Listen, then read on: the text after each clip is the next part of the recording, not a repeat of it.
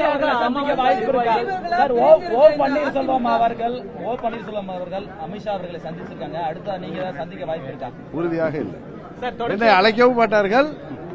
நானும் அவர்கள் உறுதியாக என்னை அழைக்க மாட்டார்கள். சார், தொடர்ச்சியாக அமமுக நிர்வாகிகள் வந்து அதிமுக இணைஞ்சிட்டு இருக்காங்க. அதாவது ஒரு சிலர்கள் பதவியை விட்டு எடுக்கப்பட்டவர்கள் அல்லது எடுத்து விடுவோம் என்று அச்சத்திலே உள்ளவர்கள். ஏன்னா இப்ப தேர்தலை நோக்கி சீர்திருத்தங்கள் நடைபெறுகின்ற பொழுது நீக்கப்பட்டவர்கள், அவர்களது குடும்ப உறுப்பினர்களாக இருப்பவர்கள் அவர்களாக போகட்டும் என்று நாங்கள் அவர்களுக்கு காத்திருந்தோம்.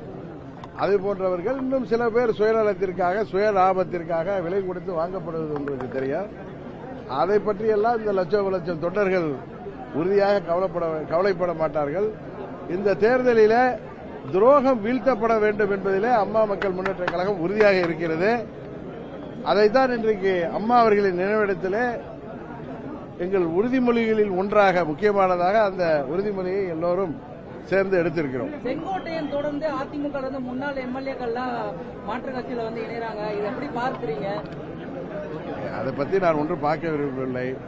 துரோகம் இப்ப அதிமுகங்கிற கட்சியே இல்லை என்பதுதான் நான் தொடர்ந்து சொல்லி வருகிறேன். இப்ப இருக்கிறது எடப்பாடி திமுக.